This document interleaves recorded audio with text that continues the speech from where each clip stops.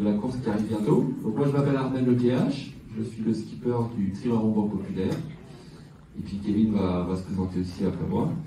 Alors juste vous expliquer, moi je vais vous parler un petit peu du bateau sur lequel on va naviguer, puis Kevin nous présentera peut-être le parcours. Donc nous on va naviguer sur un grand trimaran. Donc un trimaran c'est un bateau qui a 3 coques. C'est pas un bateau du Vendée Globe, c'est un bateau qui est un peu plus grand. Il fait 32 mètres de long par 23 mètres de large. Vous voyez, il ne pourrait même pas rentrer dans la pièce ici tellement il est grand. Et on a un mât qui est à 38 mètres au-dessus de l'eau. Voilà, donc c'est un géant des mers. Ces bateaux-là ont été construits en Bretagne, à Lorient, pendant 2 ans. Et on l'a mis à l'eau cette année, au mois d'avril. Donc c'est un bateau qui est tout neuf, avec lequel on a déjà pas mal navigué avec Kevin et toute l'équipe. Et on se prépare donc à prendre le départ de la Transat Jacques Vabre le 7 novembre prochain, donc dans quelques semaines, au départ du Havre. Voilà. Et donc Kevin va vous raconter un petit peu le parcours et puis se présenter. Bonjour les enfants. Donc moi c'est Kevin Escoffier. Donc je suis co-skipper, c'est-à-dire que je vais avec Armel Le PH sur cette Jacques Vabre. Et je suis également skipper. Alors il y avait un bateau PRB, vous avez dû en parler, qui a coulé cet hiver sur le Vendée Globe. Et on en fabrique un nouveau pour l'année prochaine. Donc le parcours, je crois que c'était en photo juste avant.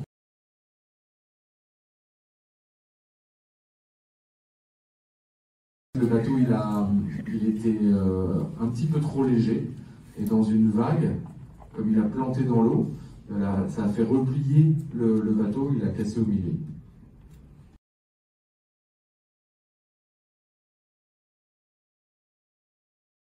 Bonne question ça. Il y en a pas mal dans les, dans les 2 cas.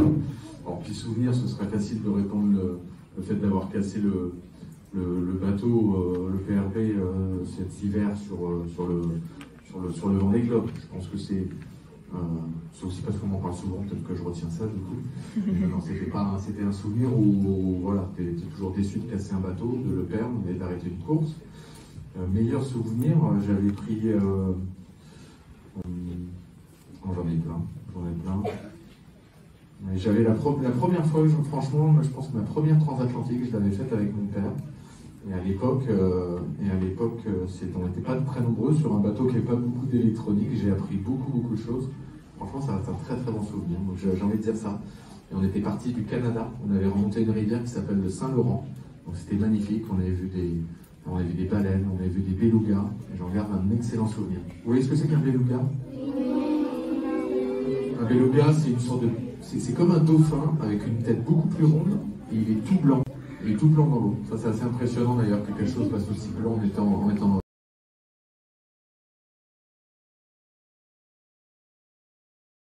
Sauter sur une vague? Oui. Ça peut arriver. Il y a des photos, si vous allez voir sur internet, vous avez des photos. Alors avec l'ultime, ça nous fait sauter, mais il y a un avantage que comme on vole, on a beaucoup moins les sensations des vagues, c'est-à-dire que c'est beaucoup moins violent.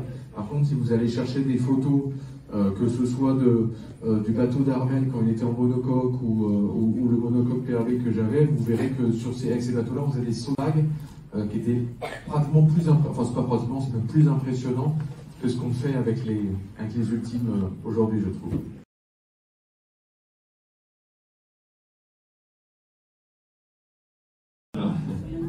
Alors, je ne suis pas dangereux, hein, je vous rassure.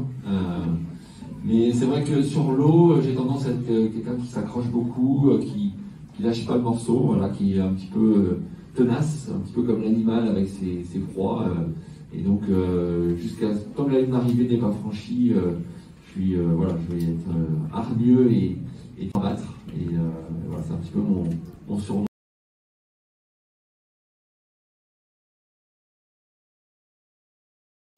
Non, moi Kevin, je crois pas, mais c'est...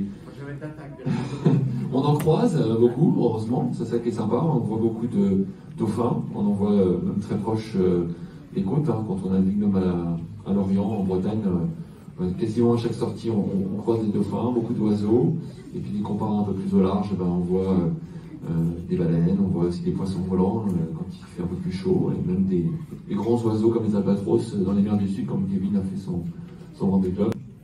Donc non, c'est pas d'attaque. Alors c'est vrai qu'on a pu voir quelques plaisanciers se faire un petit peu embêter par des orques. Voilà, sur quelques vidéos, c'est peut-être ça que tu avais vu sur.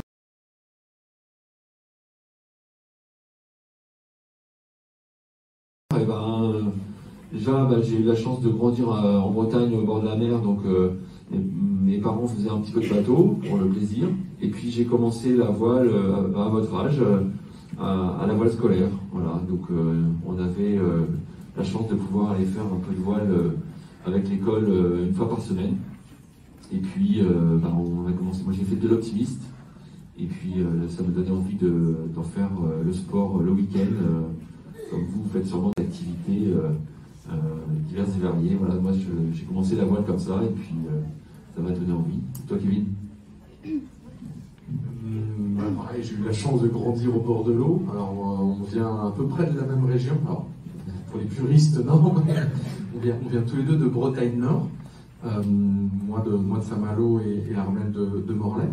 Et donc c'est vrai quand on vit au bord de l'eau, on a la chance. En plus, moi j'avais un papa qui était marin-pêcheur et qui faisait également du bateau à voile. Et ça permet de faire du bateau. Et il y a des gens qui accrochent parce qu'ils adorent ça et ils deviennent passionnés, c'est ce qui est notre cas. D'autres moins et qui trouvent d'autres voies. Par exemple, j'ai un de mes frères qui fait du rugby. Donc comme quoi, c'est pas parce qu'on est au bord de l'eau qu'on fait forcément de la voile. Mais voilà, c'est ce qu'on appelle une passion.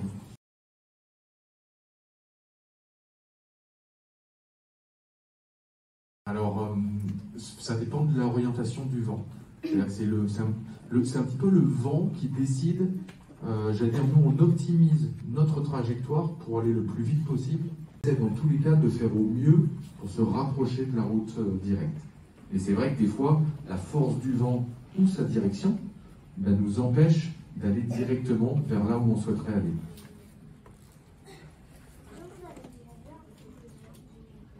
Un poulpe géant. Alors, j'ai pêché un poulpe il y a 2 semaines avec ma fille qui a 5 ans. Géant, il faisait 1,5 kg, je ne sais pas si c'est géant. Ouais, c'est ça, exactement. Il était. Mais pas géant, je pense c'est Kersozon qui avait vu un poulpe ou un calamar géant. Dis-moi dans le fond. Nommez le bateau. Le bateau il s'appelle Banque Populaire 11, voilà, tout simplement. C'est le bateau appartient au sponsor, c'est un bateau qui coûte beaucoup d'argent, et donc c'est le 11e bateau construit par Banque Populaire. Banque Populaire, ça fait plus de 30 ans qu'ils sont sponsors dans la voile. Oui. Alors, à quelle vitesse on va sur la course ou en mer? C'est des bateaux qui vont très vite. Parce qu'on a les ultimes, les grands bateaux, ils peuvent même voler au-dessus de l'eau à quelques dizaines de centimètres grâce aux qu'on appelle les foils, c'est ces petites ailes qu'on déploie sur la coque. Et donc on peut atteindre des vitesses de plus de 40 nœuds. Alors, on a fait déjà des pointes à 45 nœuds, donc ça fait à peu près 80 km/h de vitesse. Donc ça va très vite pour un bateau à voile. Après une bonne journée sur 24 heures, on va dire, si on fait 30-35 nœuds de moyenne, c'est très rapide pour nous. Oui. Oui, l'un et l'autre après. Est-ce que vous avez déjà regardé la météo pour votre course? Est-ce que quoi? Est-ce que vous avez déjà regardé la météo pour votre course? Alors, est-ce qu'on a déjà regardé la météo pour la course? Alors, pas encore. On a des statistiques sur le vent qu'on peut rencontrer pendant une partie du parcours. On sait notamment que sur la partie ici au large de l'Afrique, on a des vents qui s'appellent les alizés. C'est écrit ici, effectivement. Ils sont toujours un petit peu dans la même direction. Donc ça, c'est assez facile, entre guillemets, à prévoir. Après, on ne sait pas encore quelle météo on va avoir, notamment sur le début de la course. C'est ça un petit peu la complexité, parce qu'on arrive, c'est le début de l'automne. Nous, on parle le 7 novembre, donc il peut y avoir des tempêtes, il peut y avoir du mauvais temps. Et donc la météo, finalement, on ne la saura que quelques jours avant le départ. Et puis bien sûr, le jour du départ, on aura vraiment les conditions réelles pour les prévisions des 3-4 jours à venir. Et nous, à bord du bateau, on va essayer de faire une meilleure route possible météo pour être le plus rapide vers l'arrivée, mais aussi mettre le bateau en sécurité, donc pour éviter les tempêtes et les grosses vagues. Oui. on vous surnomme le chacal? Ah, pourquoi on me surnomme le chacal? Alors, je ne suis pas dangereux, hein, je vous rassure. Mais c'est vrai que sur l'eau, j'ai tendance à être quelqu'un qui s'accroche beaucoup, qui lâche pas le morceau, voilà, qui est un petit peu tenace, un petit peu comme l'animal avec ses proies. Et donc, jusqu'à tant que la ligne d'arrivée n'est pas franchie, je vais être hargneux et combattre. Et voilà, c'est un petit peu mon surnom sur l'eau. Et à terre, je suis très, très calme, très gentil. Combien de fois vous avez gagné le Vendée Globe ou la Transat Jacques Vabre? Combien de temps? Combien de fois vous avez gagné la Transat Jacques Vabre ou le Vendée Globe? Alors, moi j'ai gagné le Vendée Globe en 2017. Et Kevin, il l'a gagné à Jacques Vabre. 2005. En 2005. Voilà. Donc, moi j'aimerais bien gagner la Jacques Vabre. J'espère que ce sera avec Kevin. Et moi j'aimerais bien gagner le Vendée Globe. Et là, il sera tout seul. Alors, oui. Alors, la dernière course, alors, moi par exemple, sur mon Vendée Globe, j'avais mis 74 jours en 2017.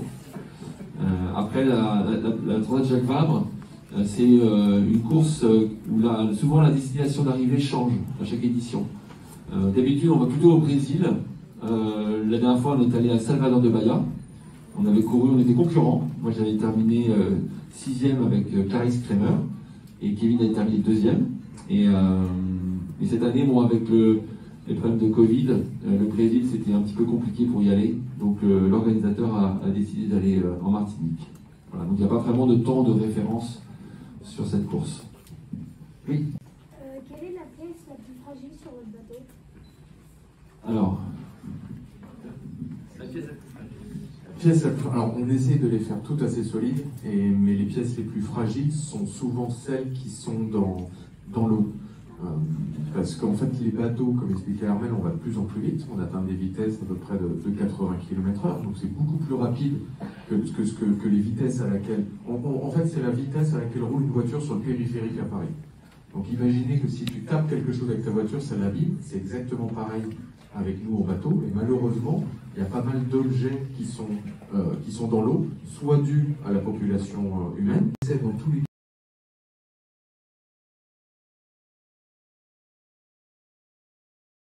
Alors les bateaux, nous, ce sont des bateaux qui sont très grands et très lourds. Donc on les amène le plus proche possible de l'eau. Et là, il y a une grue qui vient. On accroche des câbles au bateau et la grue vient le déposer dans l'eau.